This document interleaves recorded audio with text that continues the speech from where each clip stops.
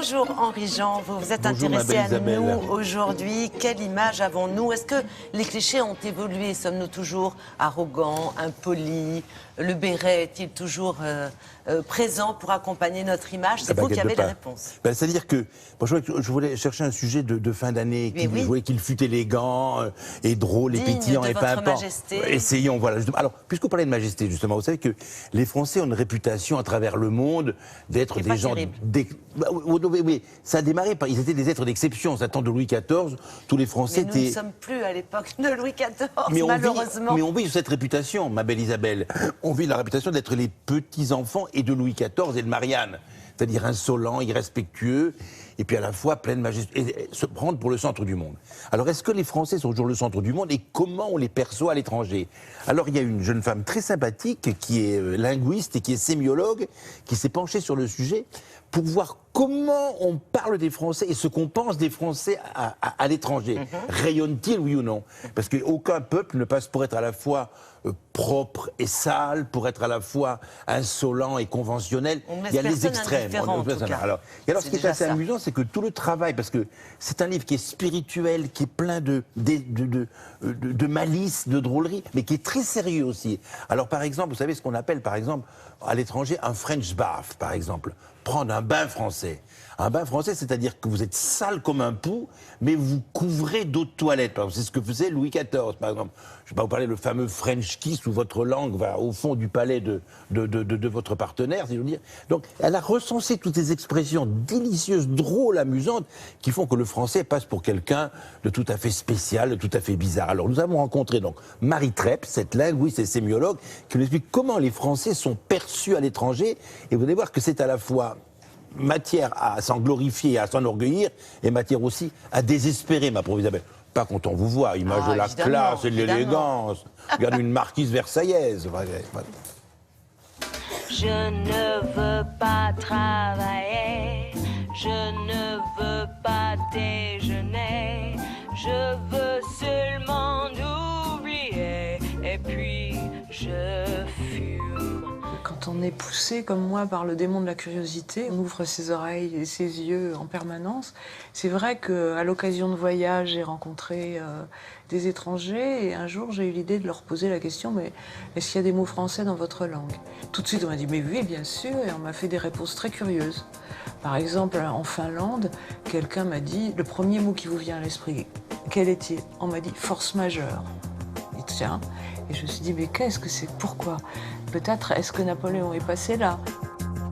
Je me suis rendu compte qu'il y avait des expressions partout en Europe qui mettaient en scène les Français. Faire quelque chose à la française. Par exemple, aux Pays-Bas, faire quelque chose à la française. C'est vite fait, mal fait, et on est content comme ça. C'est-à-dire les Français seraient des gens désordonnés. On dit aussi, au Danemark, par exemple, des prestations françaises. Ce sont des revenus qui échappent au fisc. Les Français seraient-ils tricheurs? J'ai commencé à recueillir les mots et puis à voir aussi ce qui se cache, qu'est-ce qui s'est transporté avec ces mots-là. Je me suis aperçue que derrière ces expressions et les mots se dessinait une espèce d'image des Français, un portrait. Et il est très contrasté. Il y a le pire et il y a le meilleur. Le baiser français, par exemple, il a fait le tour du monde. Le French kiss.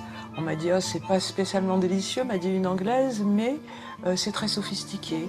On aime ça. Le French bath, c'est quoi? C'est peu d'eau, beaucoup de parfum. On a la réputation, aux yeux des Anglais et des Américains, de ne pas être très propre.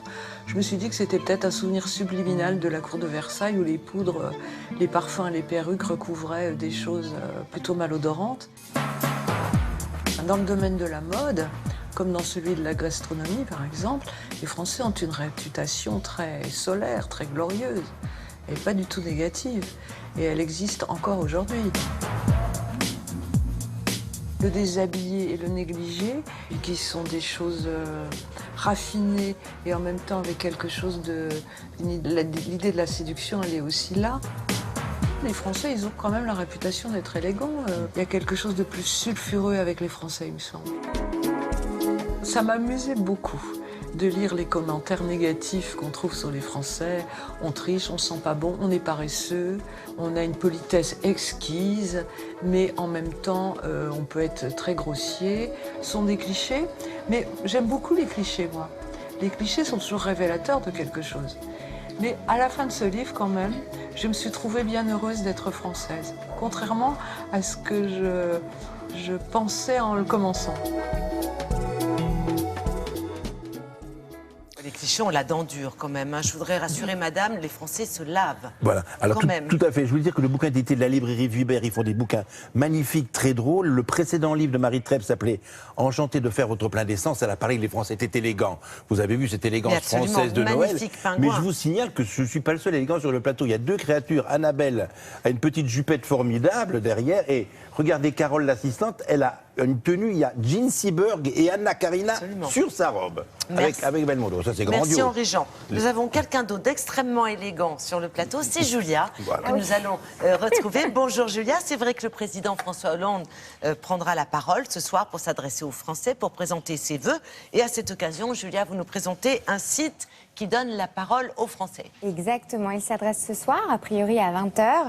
Il s'adresse aux Français. Moi, je vous propose un site web qui permet aux citoyens de s'exprimer et de parler directement au président par vidéo. En fait, ce site s'appelle messageauprésident.fr. Les Français peuvent laisser un message, poser une question, faire de l'humour, pousser un coup de gueule. C'est un site totalement apolitique sur lequel vous, Français, vous pouvez déposer vos vidéos en espérant évidemment qu'il les verra. À l'origine de ce projet, une volonté de permettre aux Français de s'exprimer directement au gouvernement et de voir un peu ce que ça peut donner. Messageauprésident.fr. Très bien. Merci beaucoup. Tout de suite, c'est le bulletin météo de Patricia Charbonnier.